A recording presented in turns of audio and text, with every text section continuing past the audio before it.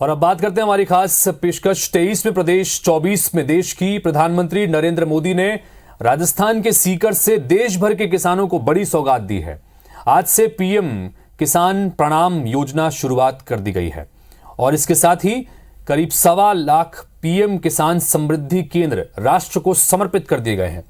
उन्होंने साथ ही sulphur coated urea gold भी लॉन्च किया है। साथ ही पीएम किसान सम्मान निधि के 8.5 करोड़ लाभार्थियों के बैंक खातों में डीबीटी के जरिए लगभग 17,000 करोड़ रुपए की 14वीं किश्त भी जारी कर दी गई।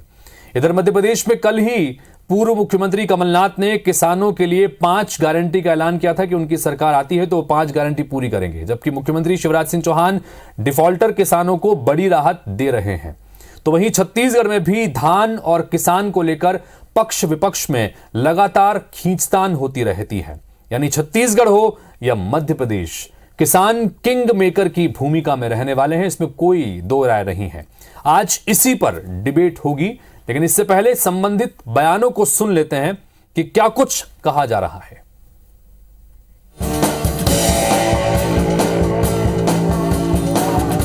किसानों के बैंक खातों में पीएम किसान सम्मान निधि के लगभग 18,000 करोड़ रुपए भेजे गए हैं। देश में सर्वाधिक धान की कीमत छत्तीसगढ़ में, तो किसानों को हमेशा किसान को इसीलिए वो रेवड़ी कहते हैं। किसान को जो दे रहे हैं उसको भारतीय जनता पार्टी रेवड़ी कहते हैं कि वो तो केवल अपनी बात कहते हैं, दूसरे की सुनते नहीं।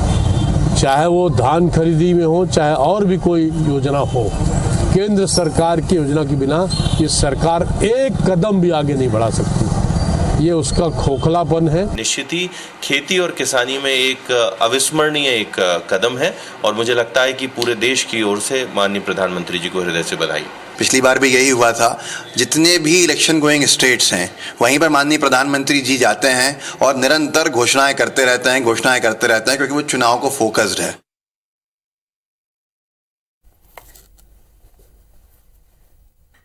तो मध्य प्रदेश और छत्तीसगढ़ दोनों ही जगहों से जो रिएक्शन हमें मिले हैं उसको देखकर आप समझ गए होंगे कि किस तरह से सियासत अब इस बार किसानों के इर्द गिर्द रहने वाली है।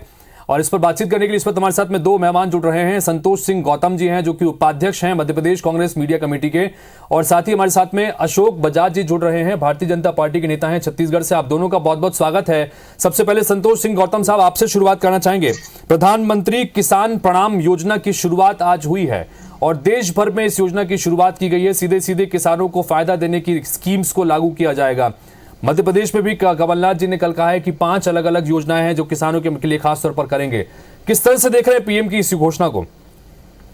देखिए, प्रधानमंत्री की वैसे झूठी घोषणाएं हैं। जैसे उन्होंने कहा कि 2 करोड़ हर किसी के खाते में डालेंगे, और ये जो पैसा वो किसानों के खाते में डाल रहे हैं ये उनके मुंह में जीरा है। दरअसल उनके पास इस सवाल का कोई जवाब नहीं है कि उन्होंने कहा था कि 2022 तक किसानों की आय को वो दोगुनी कर देंगे, किसान सम्मान के साथ जीवन जिएगा, हर किसी का घर होगा, और किसानों की आय दोगुनी करने की बात को जब वो पूरा नहीं कर पाए तो अपनी झेप मिटाने के लिए इस प्रकार अगर किसानों के खातों में वो पैसा डाल रहे हैं तो उनको ये जवाब देना होगा कि पूरे देश में हो रही किसान आत्महत्याओं की क्या वो जवाबदार नहीं है? क्यों उन्होंने झूठ बोला था कि किसानों की आय दोगुनी होगी, और आज किसान जो है वो अपनी लागत मूल्य के लिए भी जूझ रहा है, और किसानों के खिलाफ भी 3 काले कानून भी लेकर आ गए थे। वो तो अच्छा हुआ जन दबाव में, किसानों के दबाव में वो काले कानून वापस लेने पड़े, वरना 750 लोगों की कुर्बानियों के बाद तो किसान आंदोलन के किसान कानून वापस लिए गए। अगर वो लागू हो जाते तो देश भर में किसानों की आत्महत्याओं की दर कितनी बढ़ जाती,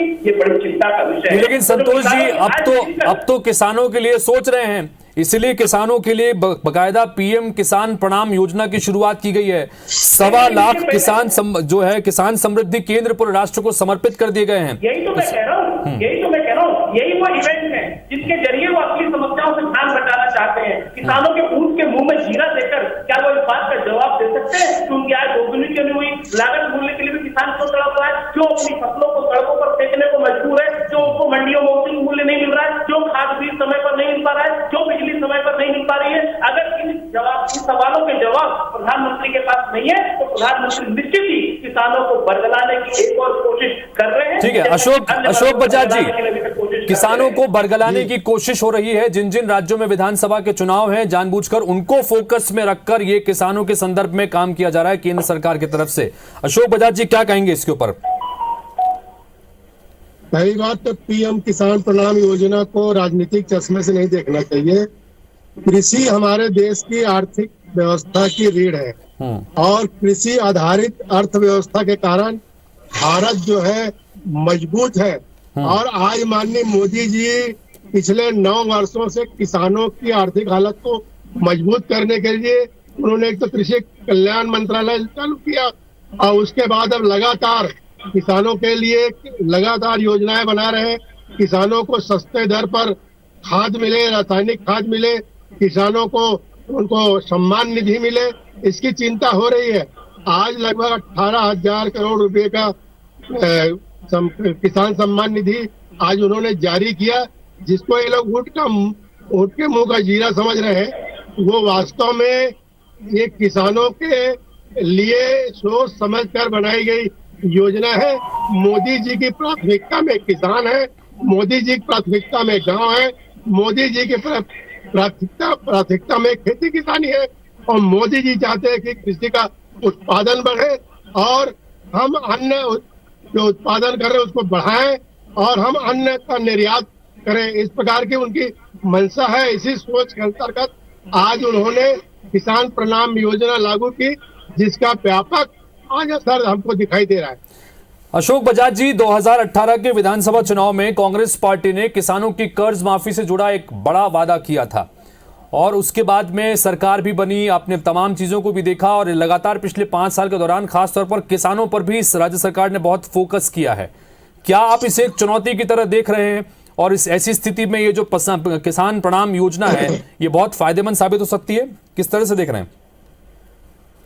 बिल्कुल फायदेमंद होने वाली है। जितनी भी योजनाएं केंद्र की बन रही है सब किसानों के हित में है।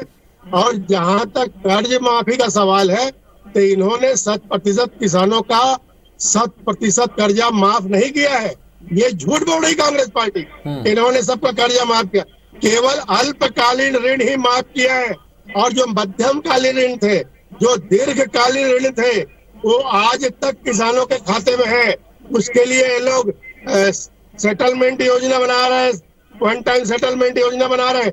आखिर क्यों ऐसा करने की नौबत आ रही है? अगर आपने वादा पूरा किया, आपने कर्जा माफ कर दिया, तो आज वसूली की नोटिस क्यों किसानों के पास जा रही है? किसान आज भी कर्जदार है। किसानों को झूठ बोला गया, वादा खिलाफी की गई और किसानों को जी संतोष जी, यही आरोप कमोबेश मध्य प्रदेश में कमलनाथ जी के ऊपर भी लगते हैं। भले ही 15 महीने सत्ता में रहे, लेकिन ये कहा था कांग्रेस पार्टी की तरफ से कि सरकार बनेगी तो 10 दिन के भीतर किसानों का कर्जा माफ होगा। बीजेपी के नेता ये कहते हैं कि आप न्याय योजना लाने की बात कर रहे हैं, लेकिन जब आपने इससे पिछली बार वादा किया था वो तो पूरा किया नहीं। संतोष जी क्या कहेंगे इस पर?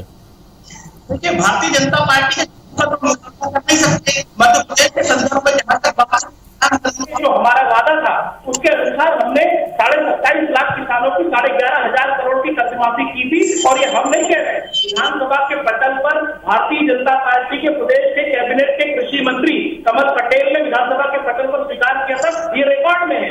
अगर विधानसभा के रिकॉर्ड को भी भारतीय जनता पार्टी झुठला देगी तो इससे बड़ी झूठी पार्टी कोई और दूसरी नहीं हो सकती। कमल पटेल के परिवारजनों का, शिवराज सिंह चौहान के परिवारजनों का भी कर्जा उसको माफ हुआ था। इसके बावजूद अगर भारतीय जनता पार्टी झूठ बोलने का इतना मादा रखती है तो हमारा उनसे कोई मुकाबला नहीं है। जहां तक कमलनाथ जी की बात है, कमलनाथ जी जो वादा करते हैं वो पूरा करते हैं। उन्होंने बोला था कि 100 रुपए में 100 यूनिट बिजली देंगे, हम जो पेंशन की राशि उसको 300 से 600 करेंगे, कन्या विवाह की राशि 28,000 से 51,000 करेंगे। हमने अपने सभी वादे पूरे किए और अगर हमारी 5 साल सरकार रहती तो हमारी ये मध्य प्रदेश की तस्वीर कुछ और होती। लेकिन भारतीय जनता पार्टी के लोग हमारी सरकार के कामों से बौखला गए थे। माफियाओं के पैसे से 35-35 करोड़ 50-50 करोड़ हमारी सरकार गिराई गई। ये नहीं चाहते किसानों को भला हो, ये नहीं चाहते आदिवासियों को भला हो, ये नहीं चाहते दलितों का भला हो।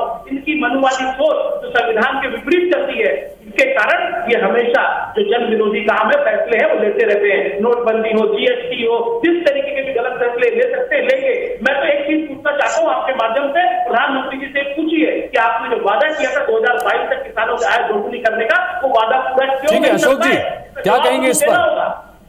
किसानों की आय दोगुनी करने की बात थी।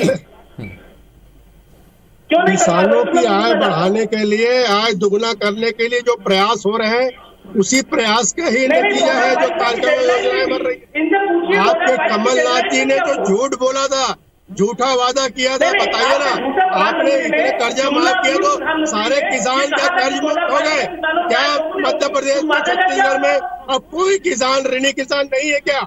आप साफ साफ बता दीजिए। ये झूठी वादा करते हैं और झूठी बात को जोर जोर से बोलते हैं, बार बार से बोलते हैं, बार बार झूठ बोलते हैं, जनता को गुमराह करते हैं। लेकिन अब जनता शिक्षित हो गई है, अब पढ़ी लिखी जनता है, इनकी मुगालते में नहीं आने वाली है। अब कांग्रेस ये समझ जाए कि अब आपके गुमराह में नहीं आने वाले लोग। आप कितना भी भड़का ले, कितना भी लोगों को बरगला ले, लेकिन किसान समझ गया है कि उनका हित जो है केवल भाजपा कर सकती है, कमलनाथ नहीं। कमल ही हित करेगा, कमलनाथ नहीं करने वाले। चलिए, समय की मेरे पास बाध्यता है, समय की बाध्यता है। मध्य प्रदेश में करीब 2 करोड़ 20 लाख किसान हैं और मध्य प्रदेश की 230 में से 170 विधानसभा सीटों को सीधे सीधे प्रभावित करते हैं किसान वोटर्स। जाहिर सी बात है कि दोनों ही पार्टियां इस वजह से इस बड़े वोट बैंक पर, इस वर्ग पर फोकस कर रही हैं। कमोबेश इसी तरह की स्थिति छत्तीसगढ़ में भी है। 40 लाख रजिस्टर्ड किसान यहां पर हैं और जाहिर सी बात है कि जब इतनी बड़ी संख्या होती है तो निर्णायक भूमिका में किसान रहते हैं और यही वजह है कि सियासत के केंद्र भी किसान बने हुए हैं। अब देखना है कि क्या कुछ आगे और देखने को मिलता है। आप दोनों का बहुत बहुत शुक्रिया इस चर्चा में शामिल होने के लिए, अपनी बात रखने के लिए। तो इसी के साथ फिलहाल इस बुलेटिन में इतना ही। खबरें और अपडेट्स का सिलसिला आगे भी लगातार जारी रहेगा। नमस्कार।